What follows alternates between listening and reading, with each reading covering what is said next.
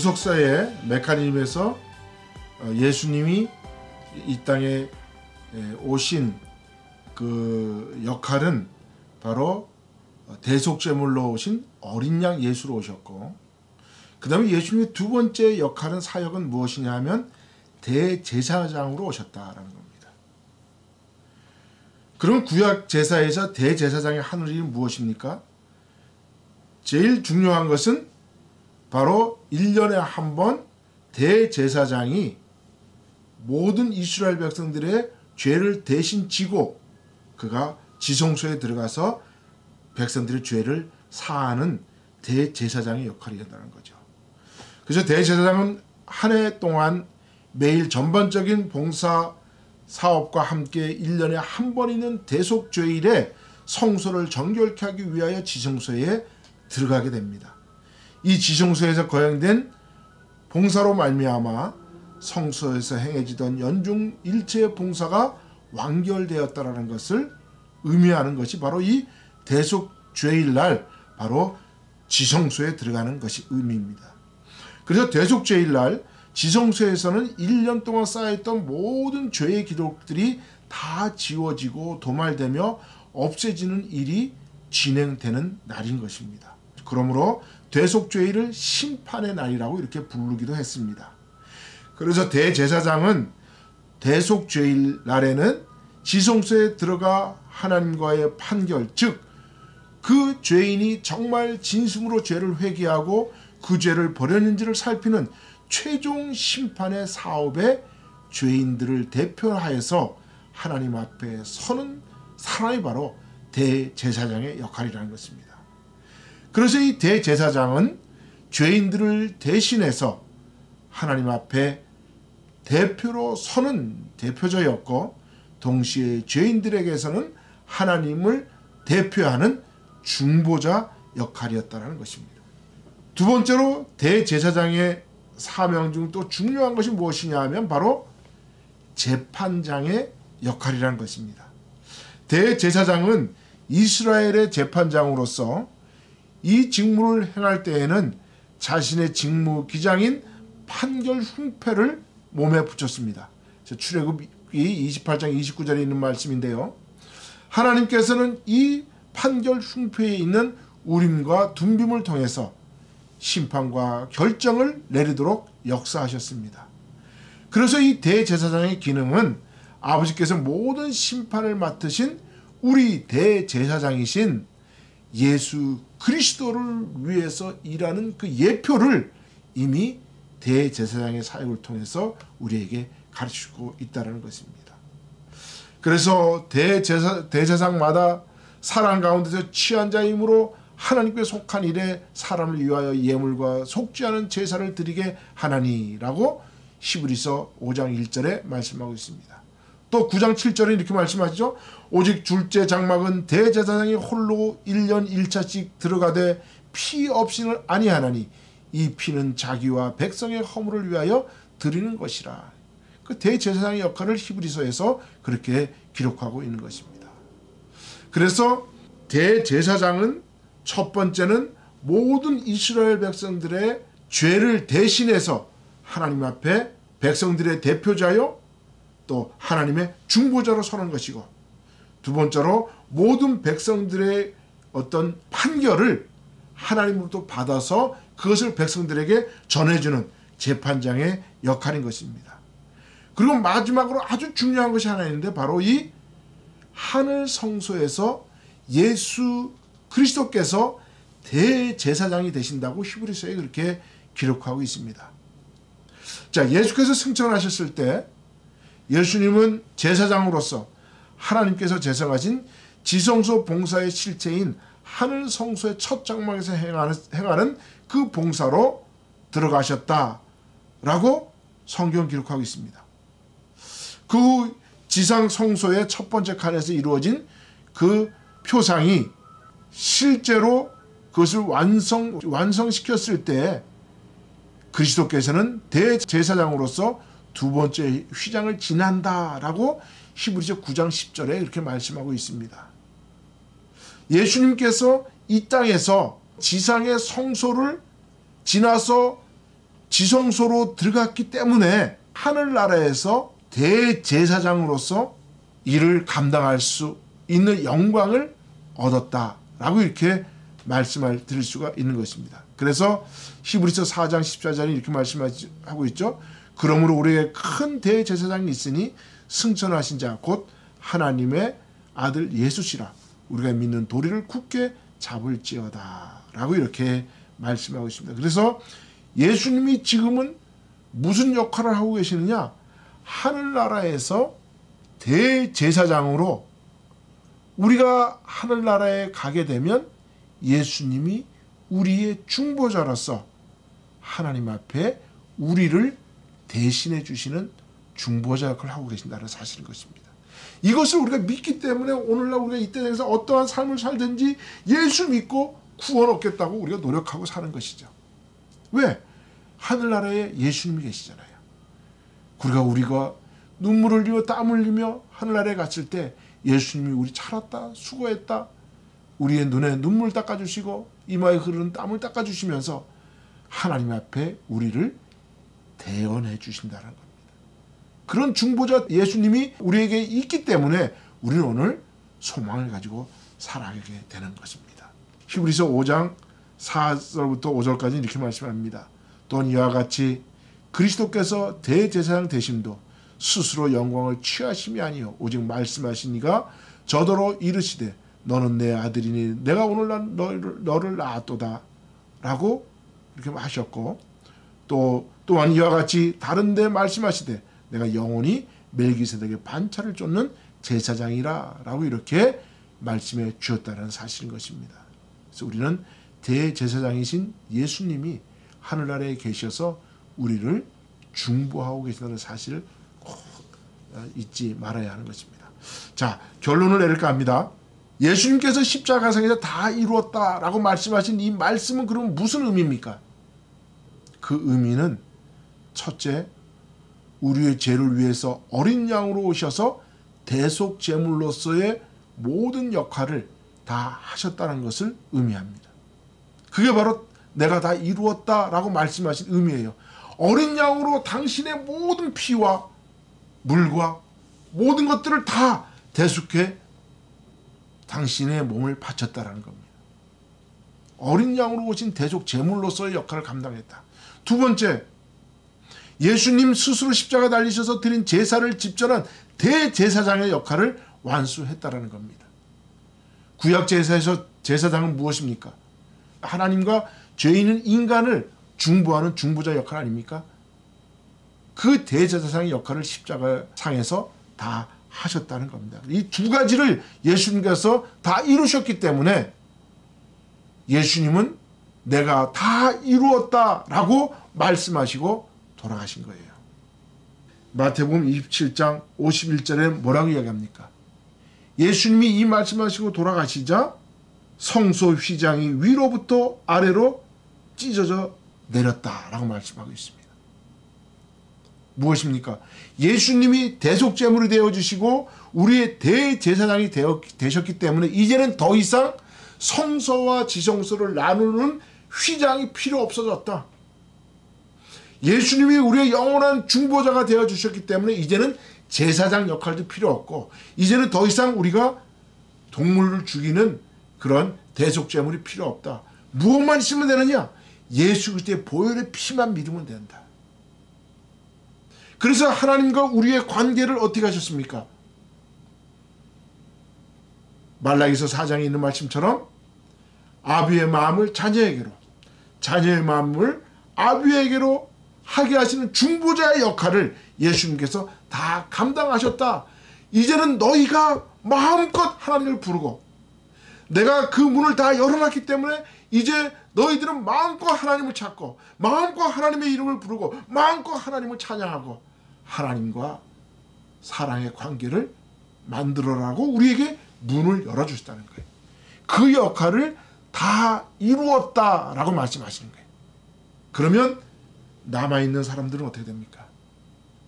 이제 우리가 예수님이 만들어 놓으신, 열어놓으신 그 문을 통해서 우리가 이제 세상에 나가서 예수님이 하신 가르치는 사역, 전파하는 사역, 병 고치는 사역을 이제는 그것을 우리가 담당해야 된다는 겁니다.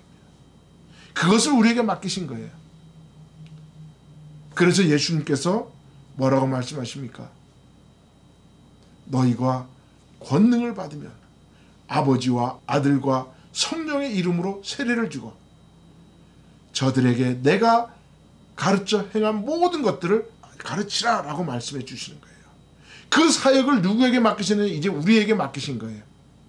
그래서 예수님께서 내가 다 이루었다라고 말씀하신 것은 예수님이 우리의 영원한 중보자가 되어 주셔서 이제 하나님께 나아가는 길의 문을 활짝 열어놓으셨기 때문에 이제 우리는 이 세상에 맡겨진 사명을 감당하고 우리가 그 예수님이 우리에게 맡겨진 그 숙제들을, 사명들을 우리가 감당해 나가야 한다는 겁니다. 이것을 이렇게 이해하기 위해서는 바로 아까 말씀드린 것처럼 구속사의 메커니즘을 알아야 된다는 거죠. 구속사의 메커니즘의 제1 원리가 뭐라 그랬습니까? 의인이신 하나님과 죄인인 인간은 한 자리에 앉을 수 없다. 두 번째 원리, 죄인과 의인이 하나로 한 자리에 앉기 위해서는 반드시 대속제물이 필요하다. 그래서 제사가 만들어지고 제사제도가 만들어지고 이 모든 제사의 종착역은, 종결점은 바로 예수 그리스도의 십자가의 제사에 다 맞춰져 있다는 사실인 것입니다. 이것을 알아야 예수님이 내가 다 이루었다라는 말씀을 정확하게 이해할 수가 있다는 것입니다. 이 구속사의 메커니즘을 알아야 제가 지난번 영상에서 올렸던 세례 요한과 예수님의 관계도 이 메커니즘을 하나님께서 그 원리를 사용하셨기 때문에 세례 요한이 필요한 거예요. 하나님의 아들이신 예수님이 이 땅에 오시는데 예수님이 왜 세례 요한이 왜 필요하겠어요? 제가 지난번에 간단하게 말씀드리긴 했는데 제가 그러면 이 구속사의 메커니즘이 어떻게 작동하는지를 세례 요한과 예수님의 관계를 다시 한번 제가 말씀을 드릴게요. 하나님이 이 땅에 인간의 옷을 입고 오신 분이 예수님이죠. 그래서 우리는 그 예수님을 하나님의 독생하신 아들이다 라고 말씀합니다. 근데 하나님이 이 땅에 오시고 싶어도 하나님이 스스로 만들어 놓으신 원리가 있으세요. 그것이 뭐냐면 하나님은 죄인과 함께 할 수 없는 거예요. 그래서 모세도 하나님의 얼굴을 함부로 볼 수 없었고 구약에서 하나님의 얼굴을 본 사람들이 전부 다 죽을 수밖에 없었어요. 그건 뭡니까? 하나님이 만드는 제일 원리예요. 죄인은 의인인 하나님의 얼굴을 볼 수가 없는 거죠. 그러니까 예수님이 이 땅에 메시아로 오시더라도 죄가 없으신 예수님이 오시기 때문에 이 인간의 죄를 가지고 죄인은 아직까지 예수님을 만날 수가 없어요. 그러면 메커니즘의 제2 원리가 뭐라 그랬죠? 의인과 죄인이 함께하기 위해서는 대속 제물 중보자를 세워야 된다 그랬죠. 그러니까 하나님이 예수님이 이 땅에 죄가 없이 이 땅에 오시는 예수님을 만나기 위해서는 중보자인 누구를 하나를 세워야 돼요. 그 중보자로 택함받은 사람이 누구냐 하면 바로 세례 요한이에요. 근데 그 세례 요한은 그 아버지가 사가랴잖아요. 그 사가랴는 그 당시에 대제사장이었고 그 다음에 그 세례 요한은 죄로부터 아주 자유스러운 사람이었어요. 가장 하나님 깨끗하다고 여긴 사람이 죄가 없다는 말이 아니에요. 인간이기 때문에. 그러나 죄로부터 가장 자유로운 사람. 그 사람이 누구냐 하면 신구약을 통틀어서 죄로부터 가장 자유로운 사람이 엘리야예요. 왜? 엘리야는 죽음을 보지 않고 하늘나라에 갔잖아요. 죽음이라는 의미가 뭡니까? 죄의 결과죠. 근데 죽음을 보지 않고 하늘나라에 갔다는 건 뭐예요? 죄로부터 자유롭다는 거죠. 그래서 제가 뭐라 그러냐면 성경에서 죽음을 보지 않고 하늘나라에 올라간 두 사람인데 한 사람은 에녹이고 한 사람은 엘리야인데 에녹은 기록이 너무 없어서 이스라엘 백성들이 그것을 에녹이라 그래도 찾을 수가 없지만 엘리야는 기록이 그대로 남아있고 또 엘리야가 행한 모든 일들이 있기 때문에 엘리야를 예표로 삼으면 사람들이 세례 요한이 엘리야로 왔을 때 세례 요한을 알아볼 수 있을 것이다. 그래서 가장 죄로부터 자유로운 세례 요한을 바로 엘리야에 빗대고 있는 거예요.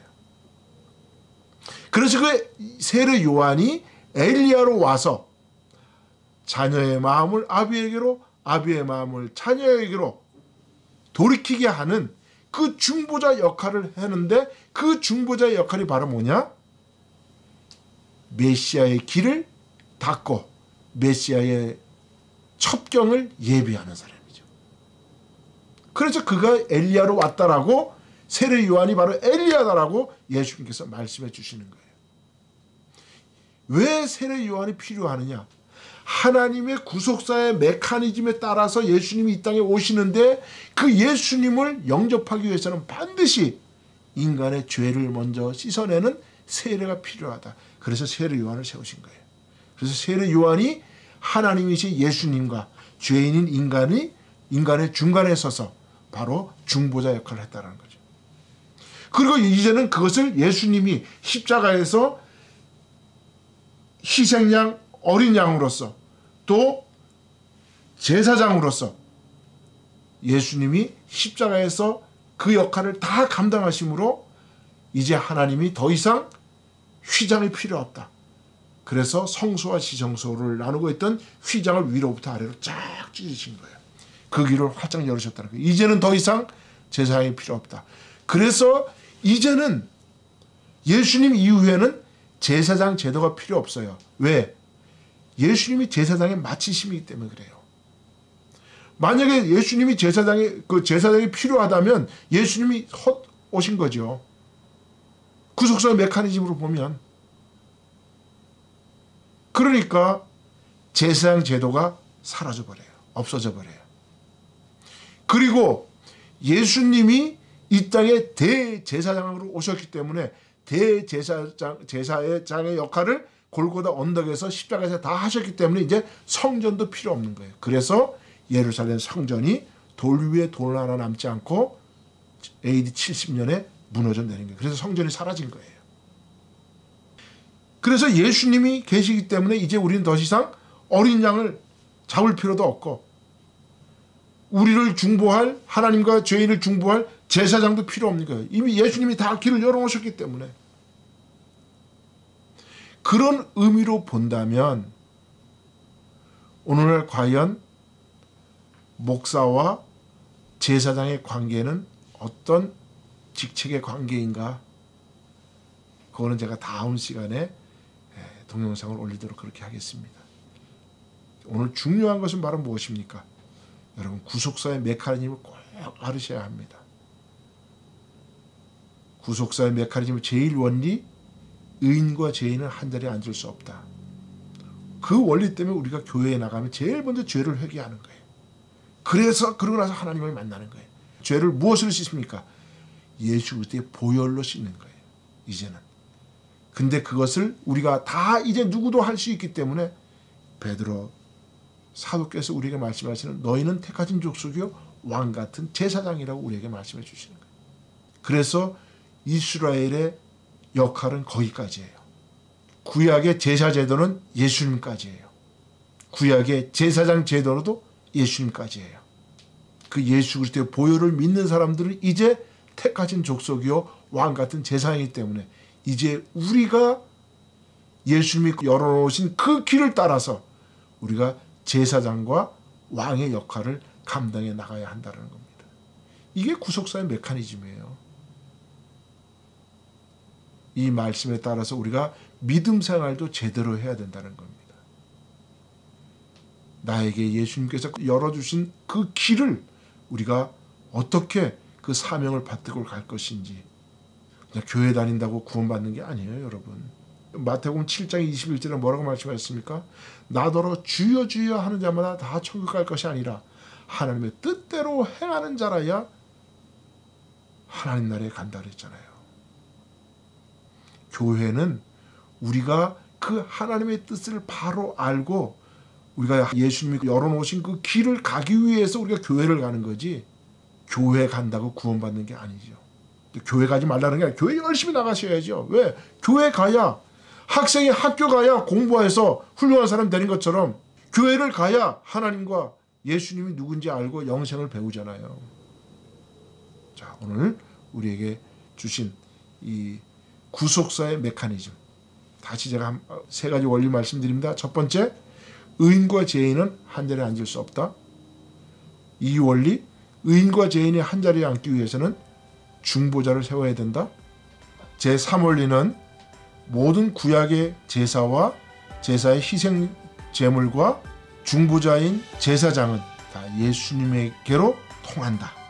모든 길은 예수께로 통한다 라는 사실인 것입니다. 감사합니다.